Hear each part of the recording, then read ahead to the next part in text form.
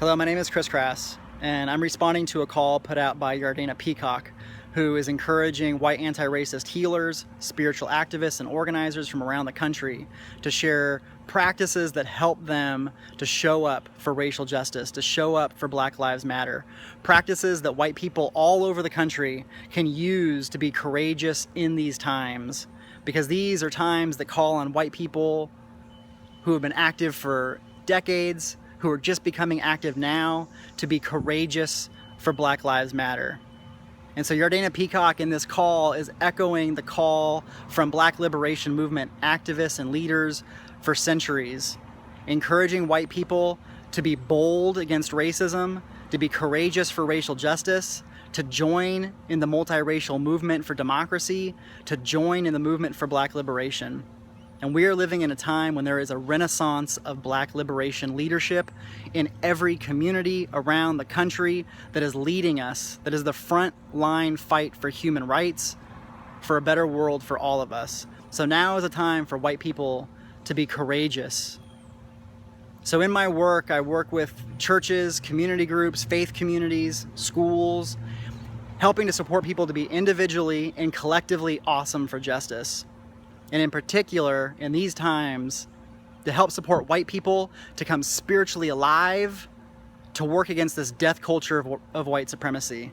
This death culture that takes lives from communities of color, that steals children of color's lives, while also poisoning the hearts and minds of white people, turning white people into soldiers for racism. So one of the practices that I use when I'm about to speak with a group or lead a workshop with a community of mostly white folks is to take in the reality, the overwhelming reality of injustice that is all around us. To look at my Facebook feed, to see some of the latest injustices that are going on that people are speaking out about, to feel and connect to the pain, but also my anger about what is going on, to connect to the energetic anger within my body for what supremacy systems are doing in this country, around the world.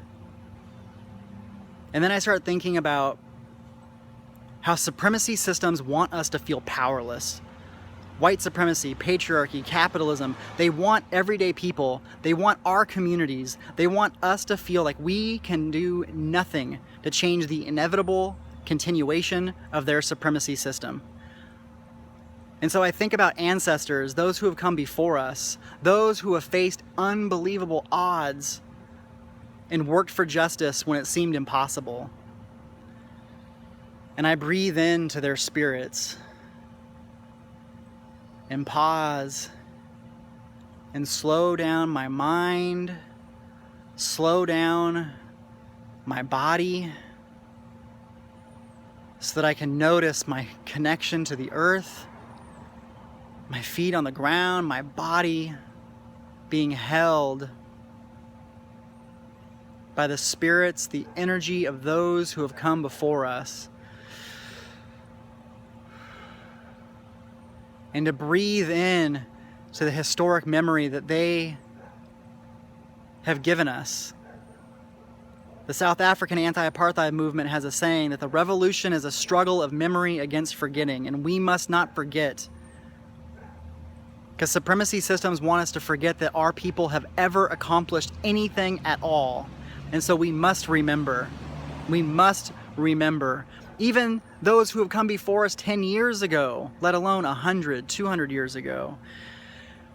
And so I take time to imagine different ancestors. Ella Baker, Ann Braden, Ida B. Wells, Abby Kelly. I think about ancestors and the work that they have done, the accomplishments that they've had, and I breathe into them, their memory and their spirit.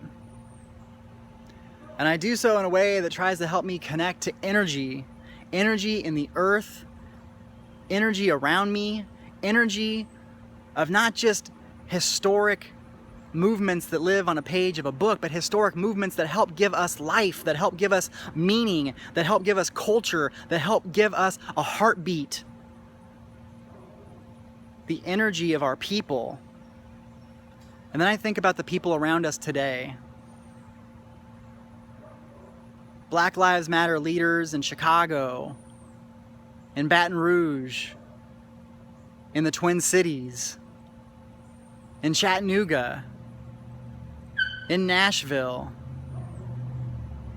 in Oakland.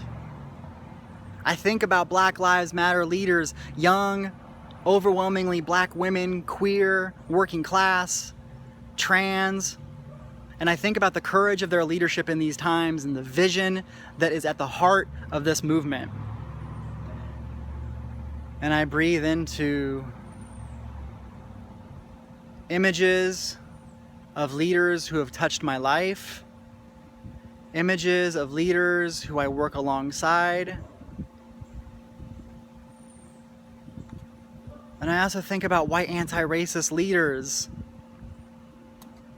like Zoe Williams, like Meredith Martin Moats, like Jardana Peacock, like Carla Wallace. I think about leaders, Mark Mascarenas Swan, Rahula Janowski, people who inspire me and move me. Molly McClure, Ingrid Chapman, the names go on and on and on and on. Reverend Ashley Horan. The names go on, and I think about my people and I breathe into images of them in their power. Images of their leadership in motion. Z Hakinas. Moving our movement in Wisconsin and around the country. And I think about leaders, white anti-racist leaders who are courageously moving white communities away from alignment with white supremacy, away from alignment with this death culture, and into a life-affirming, multiracial, black-led movement for collective liberation in these times. And I breathe and I feel the energy of who they are, of the organizations and movements that they are a part of. And I let their energy fill my body. And I think about my kids, my two white kids who are being raised in multiracial, beloved, feminist, queer community. But nonetheless, I would be foolish to not also know that white supremacy and patriarchy and capitalism are at work on their hearts, at work trying to turn them into soldiers for this death culture. And so I think about my kids, and I think about how important it is for young white kids in this country to see not only courageous black leadership, but white anti-racist leadership that is joining in this struggle, that is joining in the movement for Black Lives Matter. And I think about my kids, and I think about the world I want them to live in, and I think about the kind of community and movement we must have to win the world that all of our children deserve, that Tamir Rice should have grown up in, that Sandra Bland should have grown old in. I think about the kind of world that we want and the community we want, the movement we need, the people who are leading us right now, and the opportunities and possibilities to move more and more white people into this time. And so I breathe into my anger for what this death culture wants to turn my children into.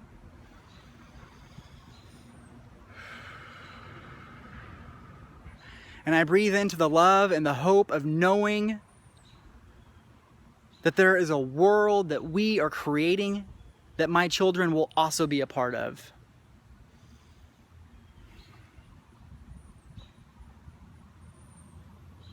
I think about the opportunities of this time. And supremacy systems want us to feel that there is nothing we can do. Supremacy systems then start tricking white people who are conscious about anti-racism. Supremacy systems then want us to become obsessed that we don't make a mistake, that we focus so much on not making a mistake that we forget that the most important thing we can do right now is try to be effective. Not to not make a mistake, but to be effective for racial justice, for Black Lives Matter in these times. And that will require us taking risks and making mistakes along the way, but trusting and believing in the capacity of our communities and our movement to help us grow as we also take courageous action. And so I breathe into a culture of liberation that can sustain us, that can nourish us, that can move us, that can feed us. Because just as there are supremacy system logic that wants us to keep powerless, hopeless, ineffective, there's also liberation logic that we must cultivate through our practices. And my practice is to breathe into the energy of our courageous people historically and today who are making the impossible possible, who are making the new world in our hearts a living reality. I focus on the victories, the achievements, as magnificent and monumental, as mundane and simple, to help create a momentum to move us, because we must have a momentum in the energy of our breath, connected to the power of our ancestors, connected to the power of the land, connected to the earth below our feet, connected to the world around us. That is a momentum that can sustain us, because the trolls on Facebook, the trolls at the Republican National Convention, the trolls that want us to believe in the inevitability of supremacy systems suck our energy and suck our life.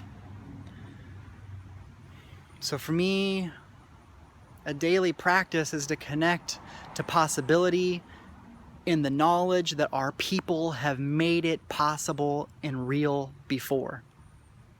That our people have won incredible victories, that our people have achieved incredible achievements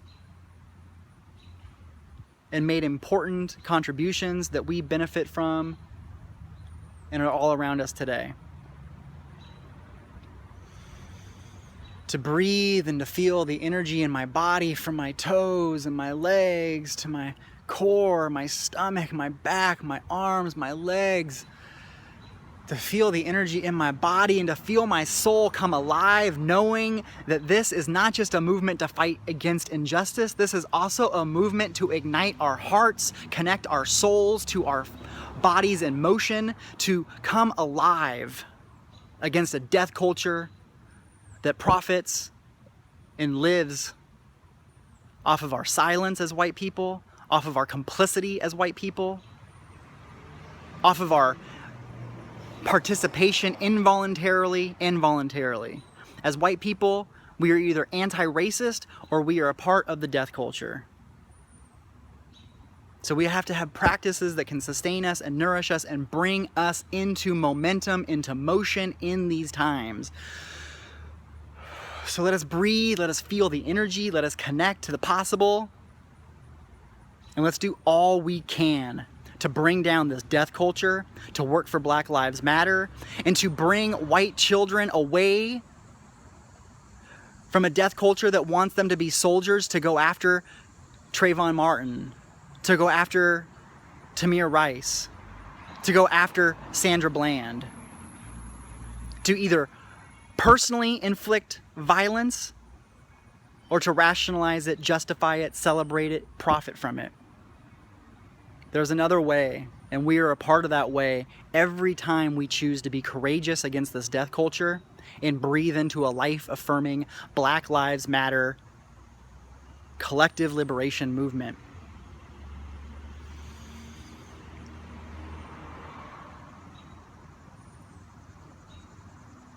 We need each other. Let's be courageous together. Let's be dangerous to this system together. Let us build. I love you.